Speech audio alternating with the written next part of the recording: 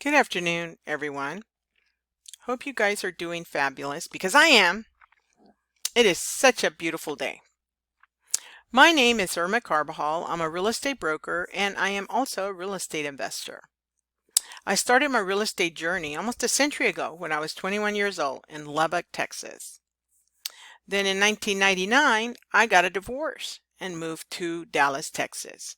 As soon as I settled in my home, I started real estate school at Kaplan University. So I really didn't have no career, just the fact that we were buying and selling homes. We owned our own business. So when I moved to Dallas, I didn't really have any sort of job skills, I guess you would say, just my college degree. Without no experience, nobody would give me a job. So I started my started real estate school at Kaplan, and I received my real estate license. A couple of years later, I took another course at Kaplan to get my real estate broker's license. And so it has been a journey for me since I was 21 years old. Different areas of real estate. I bet you're wondering, how did you start real estate investing when you were 21 years old? And actually, with no money. Well, that is a good question. Really, it was. But I think it was maybe destiny. They say when you think it, you can manifest it. And I manifested my career. I've been in real estate all my life since I was 21 years old. And that is many, many, many, many, many years. First, let me ask you some questions, a couple of questions. Raise your hand if you have bought a home and sold it in your lifetime. Okay. Raise your hand if you've bought a home for an investment, to lease or resell. Okay. Those of you that sold it, if you don't mind me asking or telling us, how much did you pay for it and what was your profit?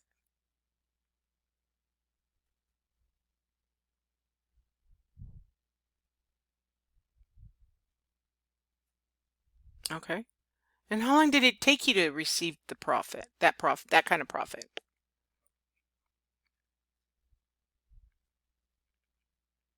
Okay. Well, let me start with my first house. It started with my grandmother's house that I inherited. I wanted to move it from Olton, Texas to Lubbock, Texas because I didn't want to move to Olton. I purchased a lot close to my mother in Texas Tech University because I was still going to college at the time. But oh my goodness, this was such a disaster.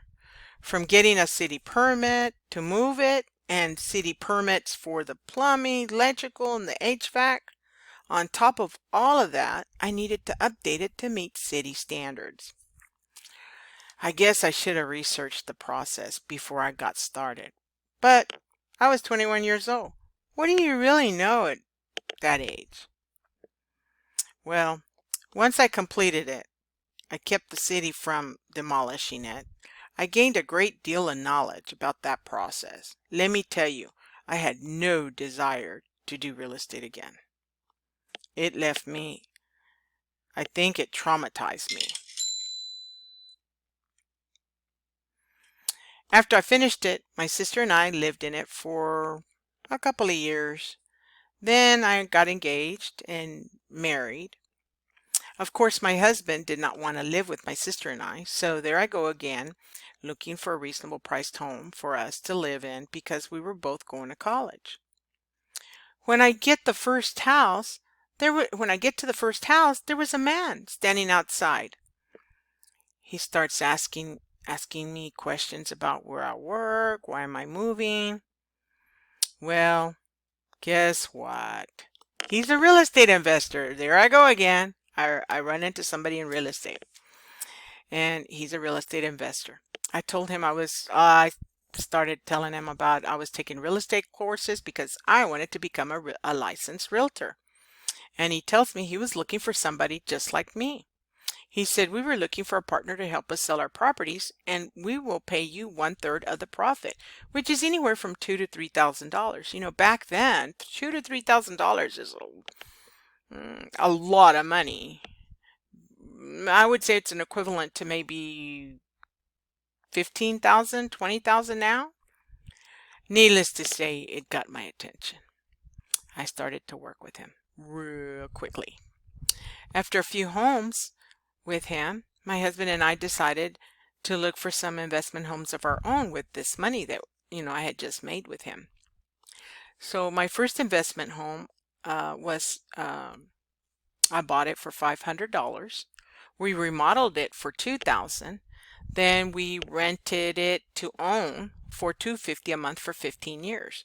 And only because there was a lady that she said she was looking for a home for her and her children, wasn't able to get financing, and somehow I fell for it. And I said, okay, you just give me $1,500 down and I'll finance it for you for 15 years. She was tickled pink, the happiest woman in the world.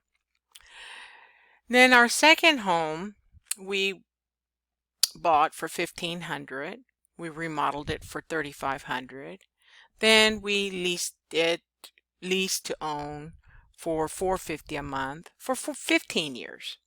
And this couple had a lot of kids. Nobody would lease them out a home or much less finance them a home because they had so many children.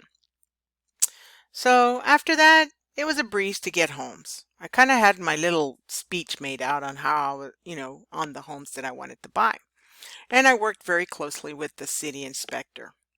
So we had a total of 10 homes by then. Then all of a sudden, we got our first housing community. Our first housing community we got was 32 duplexes. And believe it or not, at closing, we received a check for $7,900.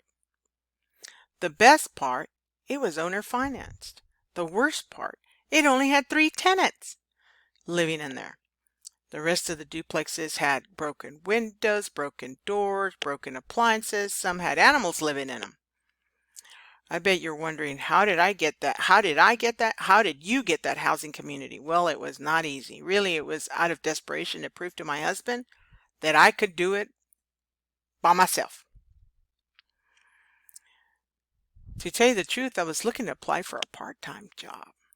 It was property. I was really fascinated by property management. I don't know why, but at the time, I thought that was such a prestigious position, and I wanted to be a property manager because I could not get a job at an upscale community without experience. So this is perfect.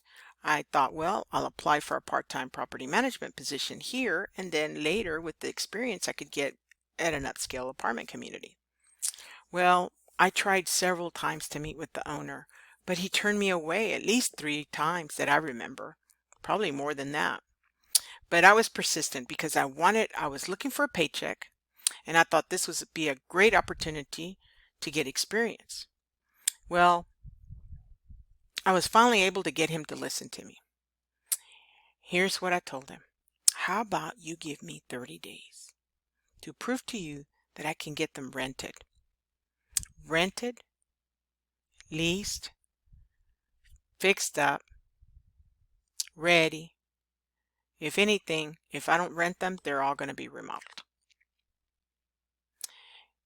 And he looked at me.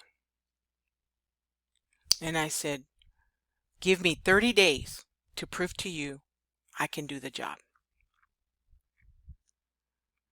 He looked at me and he probably thought, well, now that I'm older, I'm thinking somebody at the age of 24, can they do the job? I would second guess, I would think about it before I gave somebody a job, right? Now, well, he agreed, of course, but after I walked out, I thought to myself, what did I just do? I told him I was going to work for him for free. We didn't talk about salary. What about if he just wants to pay me $100? Well, I just kind of took my chance. I didn't want to tell my husband. So I started to apply for credit cards because I thought, well, he didn't give me any money to remodel. I'm going to need money to paint, clean these apartments. I'm not going to be able to haul all this trash out by myself. I'm going to need to get help.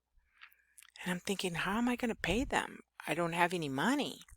And my husband doesn't give me access to the bank account because, he pays all the bills. And I thought, what am I going to do? And I was talking to one of my friends, and he said, hey, why don't you go down there to the homeless shelter? And there's plenty of men out there that are looking for help. They're willing to work for $5 for $5 to pay for to stay in the homeless shelter, and maybe a carton of cigarettes. I said, really? Somebody's willing to work for that? Oh, okay. And where's this homeless shelter? So he directed me there, and I went. My first day, I picked up two men, and they helped me clean up what we could. And then the next day, I picked up 5. I was getting braver.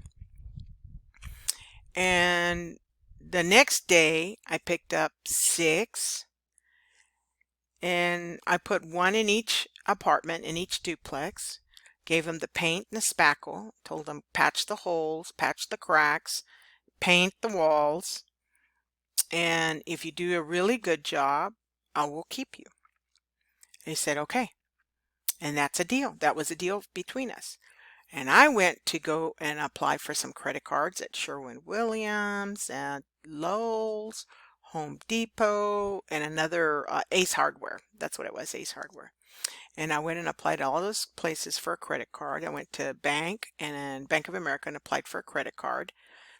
And I just started charging paint and started getting all our supplies to remodel, and one at a time, little by little, I was leasing them out, leasing one. So it was the first month's rent, then the deposit. So it was about $700 I was receiving per apartment.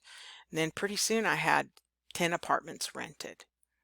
And then by that time I had $7,000 already accumulated. I hadn't looked at my debt. I wasn't trying to look at my statements yet. Still, we're in the 15 days. By the 20th day, I already had 20 apartments rented. So now I had $14,000. And I was posting flyers all over the community and houses. And I was taking these men out to pass out flyers early in the morning before we got started. So I had a lot of people working for me for $5 a day and a carton of cigarettes. Then we got started, and then we fixed 10 more. Now it was, $21,000.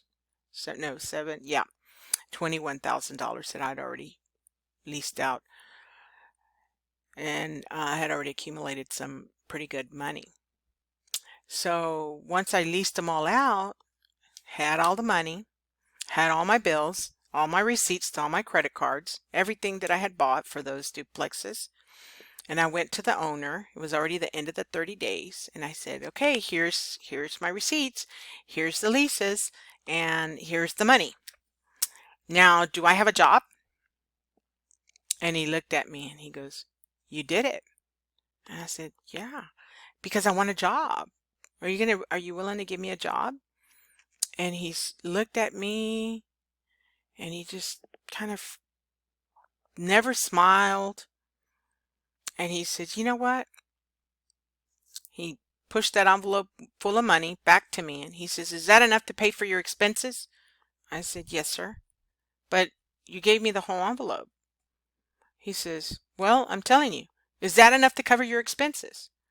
Yes, sir. Yes, sir. And he says, okay. He goes, do you want the duplexes? Yes, I'm willing to manage them for you. He says, no, I'm asking you, do you want the apartments? I can have my lawyer draw up the paperwork and you can become the owner next week. The owner? I would be the owner? Wait a minute. How much is my mortgage payment? How much are my bills? He goes, well, let me tell you something, young lady.